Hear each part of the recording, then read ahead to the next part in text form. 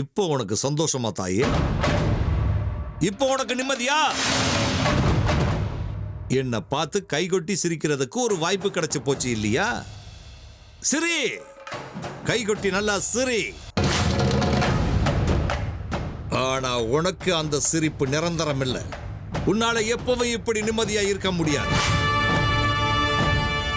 எல்லாம் தற்காலிகம் தான். சிரி சக்கரம் என் கைக்கு கிடைக்கிற வரைக்கும் உனக்கும் எனக்கும் இடையில நடக்கிற போராட்டம் இருந்துகிட்டே இருக்கு. யுத்தத்தை அறிவிச்சாச்சு. அங்கங்க உனக்கு ஒரு சின்ன ஓய்வு, சின்ன வெற்றி.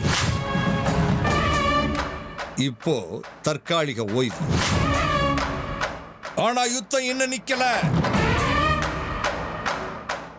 எங்க மேல கல்லு மழை பொழிஞ்சது உனக்கு பத்தலைன்னு உன் மேலேயே நீ கல் அபிஷேகம் பண்ணிக்கிட்டியே. உன் தந்திரத்தால நீயே மாட்டிக்கிறேன்ற விஷயம் உனக்கு தெரியாதா மகமாயி? கோவில சுத்தி பண்ணணும்னு சொல்லி கோவில் கதவையே நான் மூட சொல்லிட்டேன் தெரியுமா? உன்னோட மகிமை இப்ப குறைஞ்சு போயிடுச்சே தாயே. உன்னோட பக்தர்கள் என்ன திட்டுறாங்களா? திட்டட்டும். கூடவே உன்னை தான் அவங்க திட்டுறாங்க. இந்த அம்மனுக்கு தன்னை கூட காப்பாத்திக்க முடியலைன்னு திட்டுறாங்க. இது ஒரு விதத்துல நஷ்டத்துல லாபம் மாதிரி தாய். உற்சவ நேரத்துல கூட்டம் கொஞ்சம் குறையும் இல்ல. உனக்கு வர்ற பக்தர்கள் குறைஞ்சாதான் ஸ்ரீசக்கரத்தை நான் அடையிற பிரச்சனைகள் கொஞ்சம் குறையும்.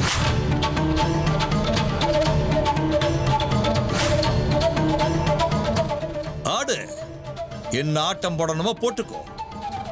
எங்க ஆட்டத்தை நாங்க ஆடுறோம். உன்னோட தந்திரங்களை நீ செஞ்சுக்கிட்டே இரு. தொடரு. உற்சவம் முடிகிற வரைக்கும் உனக்கு நிறைய பூஜை புனஸ்காரங்கள்லாம் இருக்கு. ஆனா ஒவ்வொரு அடியிலையும் எங்களுடைய தொந்தரவு இருந்துகிட்டே இருக்கும். அது எல்லாத்தையும் நீ தூக்கி எறிஞ்சிருவேன்னு எங்களுக்கு நல்லா தெரியும். ஆனா உன்னோட தந்திரம் எங்களுக்கு தெரியும். சரணம் தாயே, சரணம். உன்னோட மகிமையே மகிமை. இப்படியே தொடரட்டும். எங்களுக்கும் உனக்கும் நடுவுல நடக்கிற ஸ்ரீ சக்கர தர்ம யுத்தம் இது.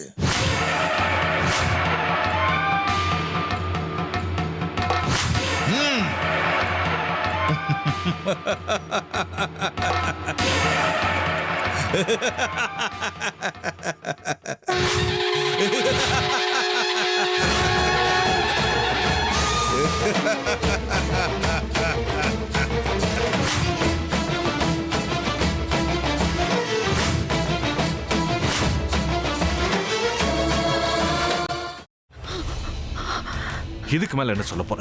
சொல்றதுக்கு வேற ஏதாவது பொய் இருந்தா சொல்லிடு. அவதான் ஏமாத்தி எல்லாத்தையும் என்கிட்ட இருந்து பறிச்சிட்டான்னு பார்த்தா நீயும் இப்போ அதே தான் பண்ணிருக்க. ஏன் ஆலியா, ஏன் இப்படி பண்ண?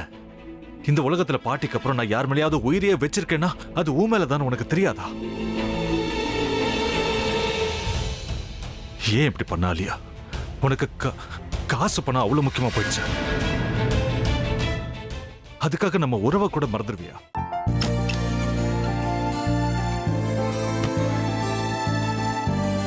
சக்தி சக்தி, ஒரு நிமிஷம்.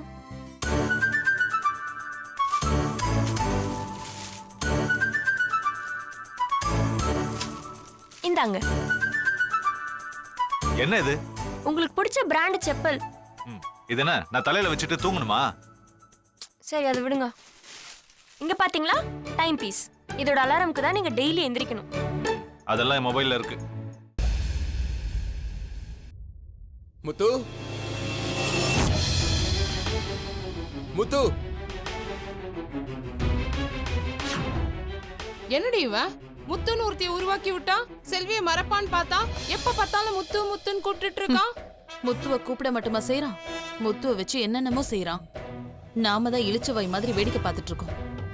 என்ன முறைச்சு என்ன பிரயோஜனமாயா? உனக்கு வேற குரல் போயிடுச்சு. அடுத்து அவ செல்வியை கூப்பிட்டானா என்ன பண்ண போற? உன்னுடைய விருப்பப்படியே நீ ராமநாத வீட்டு மருமகளா வாழ போற. கண்டிப்பா என்னுடைய ஸ்தானத்திலிருந்து அவன் உன்னை நல்லா பார்த்துக்குவான். அம்மா, டேய், அவரை பத்தி தான் உனக்கு தெரியும்ல. அவர் எந்த முடிவு எடுத்தாலும் அதான் ஃபைனல். நம்ம அப்பா வேணுமா வேணாமாங்கிறத நீயே முடிவு பண்ணிக்கோ. வாடா.